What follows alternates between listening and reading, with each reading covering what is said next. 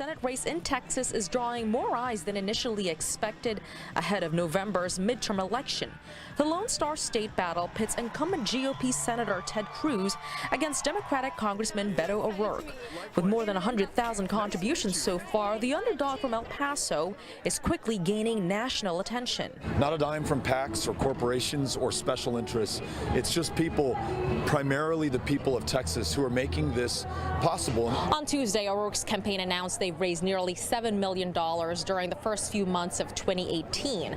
Senator Cruz still has to release his first full quarter fundraising, but the early numbers indicate this race could be competitive. I think money gives you an indication of how close the race is. I think right now Cruz is still a heavy favorite, but the fact that his opponent is getting so much money says that they believe, the Democrats believe, that Beto O'Rourke has a chance to win this seat. Cruz, meanwhile, is hoping his promise to continue protecting his conservative base can help him clinch a second term. Texans, including Hispanic Texans, are conservatives. We don't support amnesty. We don't support open borders. But if Cruz is considered vulnerable, it could have a national impact.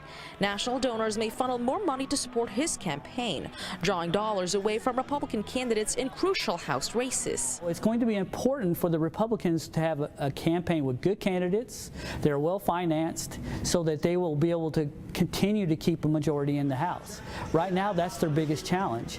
If Ted Cruz takes money away from those campaigns, it will be even a bigger challenge. But critics say it's too early to call a blue wave. Despite excitement from Democrats, O'Rourke is facing an uphill battle in a state that still heavily leans Republican. In Houston, Madeline Rivera, Fox News. Texas held its primary elections last night. Believe it or not, the midterm elections are now a mere 8 months from now. Democrats are looking to make gains everywhere, and they may. But long term, the state of Texas is their top priority, and it's easy to see why. Texas is a huge state. It's the biggest state that votes Republican. If Texas goes blue, goes Democrat, it's over. Republicans cannot win a presidential election without Texas. America would then be a one-party state for a generation at least, and maybe longer, given the modern left's growing intolerance for anything that resembles public dissent. So with the stakes so high, and they are, what wouldn't Democrats do in order to win? Why wouldn't they encourage non-citizens to vote? Of course, they're already doing that explicitly in other states. In Texas, it would make all the difference. Texas has the second highest percentage of non-citizens in America after California. There are more than 3 million non-citizens in the state overall. For perspective, Hillary Clinton lost Texas by only 800,000 votes. So you do the math. The temptation is there. It's overwhelming. So what actually stops non-citizens from voting in Texas? Good question. Not much. Registration in that state is conducted on the honor system, as it is in many states, most. The only way that you are outed as a non-citizen voter in Texas is when you decide to admit that you are. Texas just assumes that all voters are telling the truth. Imagine if jewelry stores had the same policy, and they assumed that nobody would ever consider stealing a necklace. That's crazy. Well, elections are more important than necklaces, but for some reason, we don't act that way in most states. According to the Texas Attorney General, Ken Paxton, there is already ample evidence of widespread illegal voting in Texas. The state just investigated 4 of its 254 counties and 165 unlawfully registered non-citizens who'd been removed from the voter rolls. Those non-citizens had cast more than 100 illegal votes before they were caught, which kind of makes you wonder what's happening in the state's other 250 counties. We don't know. We can guess. As you even mentioned the possibility of illegal voting, and the left pretends, well, that's not real. It's not even possible. Of course, they know better because, again, it's happening. They're lying because voter fraud benefits them. This is what foreign interference actually looks like in an election. Democrats are openly pushing it. When they aren't making it easier for illegal immigrants to register to vote, they are fighting efforts to identify fraudulent voters. Then they're demanding outright amnesty would make the whole scheme legal if it passed. Republicans are helping them with that for some reason. A brand new electorate from a different foreign country. That's what they want. Vladimir Putin was never that ambitious, by the way. J. Christian Adams is president and general counsel of the Public Interest Legal Foundation. His organization has been trying to obtain voter roll information from 2 of the largest counties in Texas in an effort to expose illegal registrations. He joins us tonight. Christian, thanks for coming on. Hey, Tucker. So when you hear people say this doesn't happen, I mean, there's so many questions. We know what happens. The real question is, why aren't states, why isn't Texas specifically doing anything to prevent non-citizens from registering? Well, there's a lot of reasons. Sometimes the left gets involved in litigation. They try to stop us from doing anything. There's a trial taking place in Kansas right now because Kansas tried to do something. And the ACLU and a whole bunch of international law firms, Deckert, big, huge law firm. Deckert? Deckert is Why would Deckert, Price and Rhodes try to abet illegal voting? Well, that's what they're doing. They are attacking the state of Kansas citizenship verification. Look, Tucker, Americans should be electing American officials, not foreigners. In Texas, we asked for the voter roll cancellations of non-citizens in Harris County, which is Houston, and Bexar County, which is San Antonio. Right. We have a right to that information under federal law. Those two counties are stonewalling us and not letting us see the data. Where's the Attorney General of Texas in this? The Attorney General in Texas, Ken Paxton, is doing a great job on this because, let me tell you, the problem's worse than you just introed. It's much worse than that. They're finding in Texas non-citizens on the rolls across the state, and they're doing it in a way that very few states are doing. Most states have the honor system.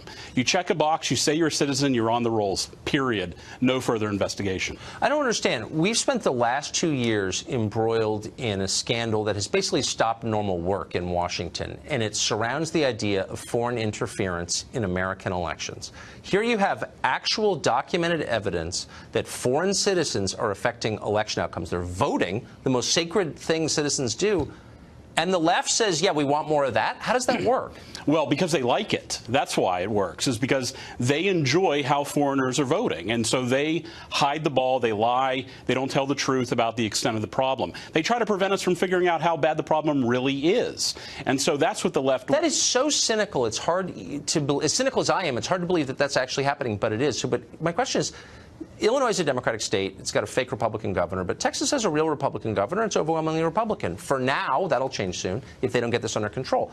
So why doesn't the legislature pass a law saying you have to show that you're a citizen before you register? Well, they may well do that in Texas. It's called documentary proof of citizenship. That's what Kansas did. That's why Deckert is suing Kansas along with the ACLU. Anybody who tries to do something about this, whether it's my organization, we have a case in Starr County, the ACLU, where we're getting non-citizen records in this tiny little border county.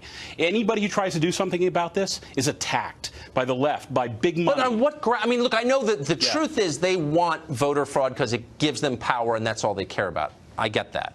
But what's the pretext? Like, what's their excuse for preventing citizenship verification? Same one that the Oakland mayor said. It's racist. If you attempt to verify citizenship, you're discriminating against Hispanics. That's in the pleadings in the ACLU. Really? Because guess whose vote gets diluted by this? African Americans who've been here for hundreds of years, and if anybody, they have a right to representation, and their vote is becoming irrelevant because of this. Does the Congressional Black Caucus ever speak up about this? No, and that's what's happening in Los Angeles City Council, as a matter of fact. Because of non-citizens being counted in Los Angeles, African Americans do not have as many seats because of non-citizen Hispanics being counted in Los Angeles. I hope someone speaks up because it needs it. Thank you. Christian, great to see you. You too, Tucker. It was pretty lively, and that is the final time, likely, that they will share the stage before voters head to the polls in a couple of weeks.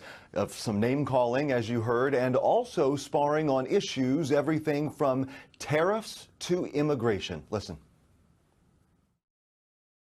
I've led the fight to secure the border, building a wall, using technology, increasing boots on the ground.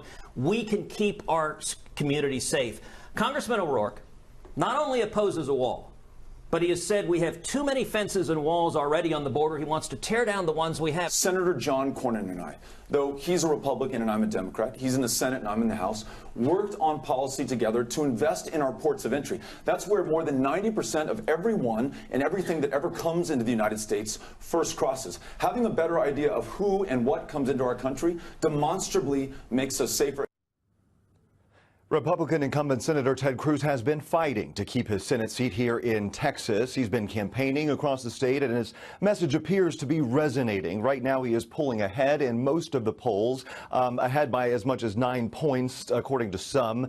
And Congressman Beto O'Rourke, the Democrat who kind of came out of nowhere, a junior congressman, really started giving him a run for his money and literally has been setting records with his fundraising totals, bringing in $38 million alone in the last quarter.